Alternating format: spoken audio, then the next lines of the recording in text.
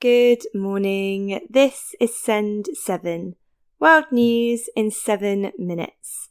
I'm Juliet Martin, and today is Tuesday, the 27th of August, 2024.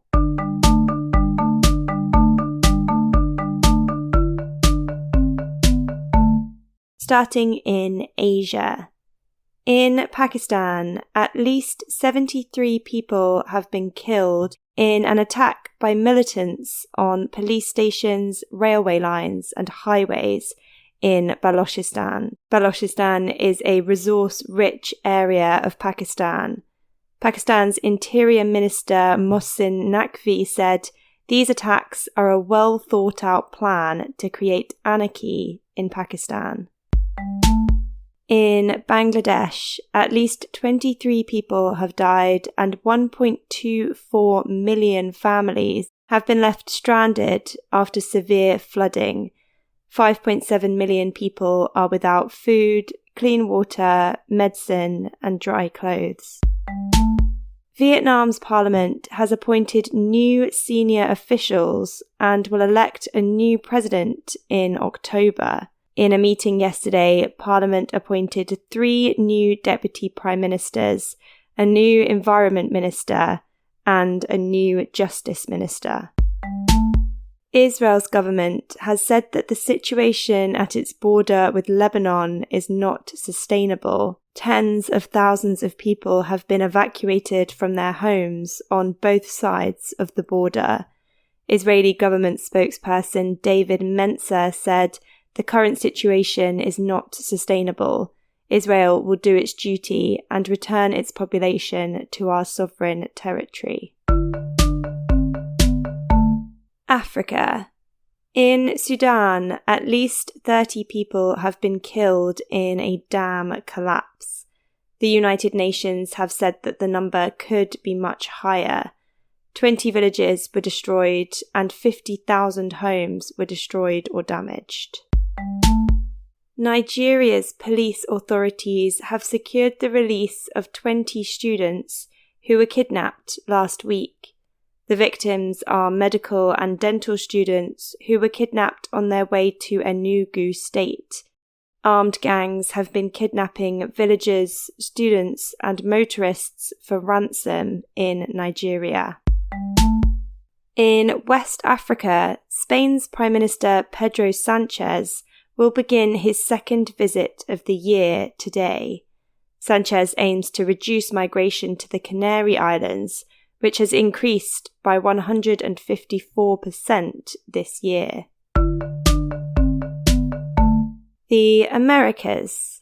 Mexico's President Andrés Manuel López Obrador has defended the judicial reform plan after the United States ambassador criticized the plan for threatening Mexican democracy. In Venezuela, a well-known journalist has been released after being arrested on terrorism charges. Carmela Longo worked at the Últimas Noticias newspaper and was charged with terrorism and inciting hatred on Monday. In Chile, the Atacama salt flat is sinking at a rate of 1 to 2 centimeters every year because of lithium mining. A study by the University of Chile said subsidence due to irreversible changes in permeability can be a very serious problem. Chile is the world's second largest lithium producer. Lithium is used for electric vehicles and batteries. United States Vice President Kamala Harris formally accepted nomination for president last week at the end of the Democratic National Congress. And as president, I will never waver in defense of America's security and ideals, because in the enduring struggle between democracy and tyranny, I know where I stand and I know where the United States belongs. Europe. In Italy, a manslaughter investigation has begun into the deaths of British billionaire Mike Lynch and 6 other people in a yacht last week. Lynch and 6 others died when the yacht sank in stormy weather near Sicily. The head of the public prosecutor's office in Italy, Ambrosio Cartosio, said the yacht had been hit by a sudden meteorological event, but it was plausible that manslaughter through negligence had occurred. In Germany, a man suspected of killing 3 people in a stabbing rampage has been taken into custody. The Islamic State group claimed responsibility for the attack. Ukraine has asked Belarus to pull back significant levels of Belarusian forces and equipment at the border with Ukraine.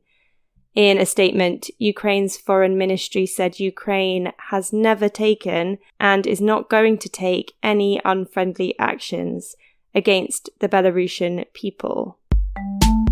Germany will donate 100,000 mpox vaccines to African countries. The World Health Organization has declared mpox a public health emergency. And in the United Kingdom, Notting Hill Festival has been held for the 56th time in London. The festival began in 1959 by Trinidadian activist Claudia Jones in response to race riots. That's your world news in 7 minutes. A reminder that during August, we only release episodes on Tuesdays and Fridays, but we will be back to 5 days a week in September. Also during August, you can get a €10 discount on joining us as a yearly supporter using the discount code August2024. If you'd like to have access to the transcripts, worksheets, and our weekly news quiz, you can become a supporter at send7.org. Have a great week, and we will see you on Friday.